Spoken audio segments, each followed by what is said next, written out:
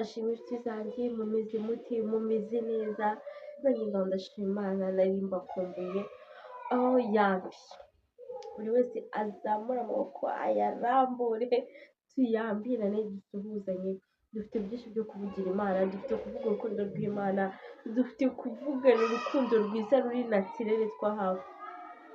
nimuze kumva amajwi ariko manze y'abana nyine ababyeyi ntibakana n'abana uze kubyihanganira mbati nari mbakumbuye numvaga nshaka kubavugisha so rero tomorrow ejo nzabashyiraho akavidewo keza ndabizi neza ko mufite ibintu byinshi byo kumbwira nanjye mfite byinshi byo kubabwira tumaze iminsi tutaganira dufite ibintu byinshi byo kuvugaho amarangamutima yacu agasohoka neza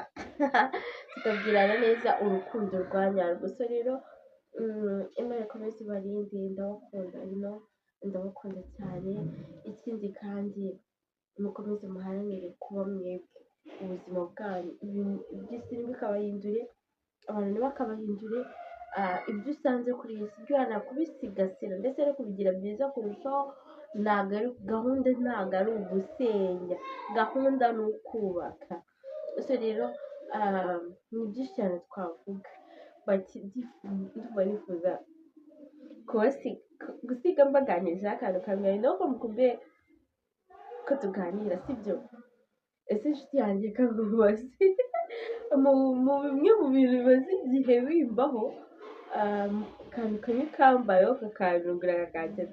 nk'iyo umuntu w'inshuti yawe akubeshye sibyo kandi uzi neza ko ari kukubeshya uramubwira ngo wimbeshya cyangwa uramubwira akakubwira ugatega amatwi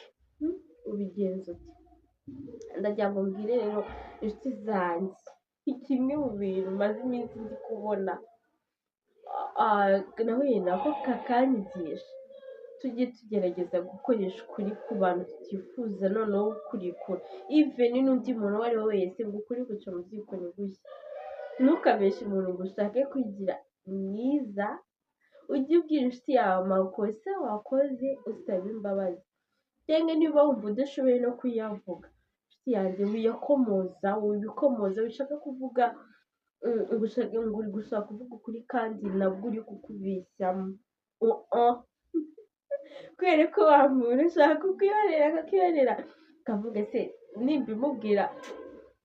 ntabwo nyine turi ntabwo yima neza cyangwa nimba umubwira ako kanya arayitaye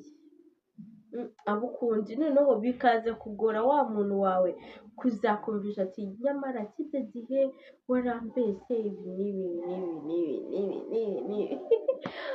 ni ukuri biraryana kuko niba noneho hari nk'abantu baba bamenyereye gukoresha ukuri igihe kimwe ngo yize kubeshya inshuti yanjye yakwiga kubeshya ubutaha akazivamo ku giti cye ati reka ejo bundi naguhaye inkuru rwose nakubeshya iki kiragufata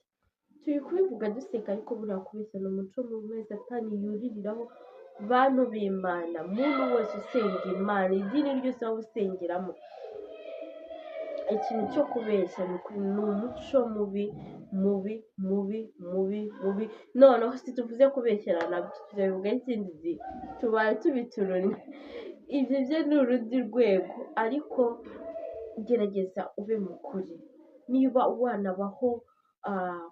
mu buzima bukuryoheyemo gake ariko ukaba umunyakuri jise wikwita kuri bwa buryohe bwinshi bw'ibyo uri gushaka kuko buzaza buturutse ahandi ntabwo buzaza ari uko wabeshye wowe uba uw'ukuri nubwo washaka kose ngo wemerwe aho uri ntabwo ari cyo cy'ingenzi ni uko wemerwa n'uwakuremye ariyo Mana kubera ko wa muntu ushaka kumubeshya yari Uwiteka ari kuzamucishaho icy'akamaro kuri wowe cyangwa anagusengera mu buryo bumwe cyangwa ubundi yabona umubeshya buriya rega umuntu ubeshya ntabwo ari ukwizerwa inshuti yanjye ejo bundi aragutenguha agukorera mistake utahatekerezaga aho wibwira ko ari buguserukire neza akahaserukana ibintu byo amatangazo utamutumye yo kugusebya sibyo rero niba uri inshuti yacu kuri iyi channel, kuri iyi TikTok, kuri iyi ahantu hose watubona, kubeshya kubeshya bibi, kubeshya ni umuco mubi. Umva niba unakuza mu bihe utatekerezaga, fata akanya, jya ufata akanya wiherere maze usenge, Imana iragukunda ntago yakuretse, yagira ibyo byose bikugoye. Ntabwo nzibagize neza ariko fata akanya uvuge ati data, iki cyaha gikomeje kumbata kingizeho karande kimfashe y'ijambo, mbabarira nyirurutse umutima ugikuremo, ibyumba byose by'umutima wawe ubifungure, wemerere Imana uvuga ati papa koropera uriya mwanda, uriya nari naragize inshuti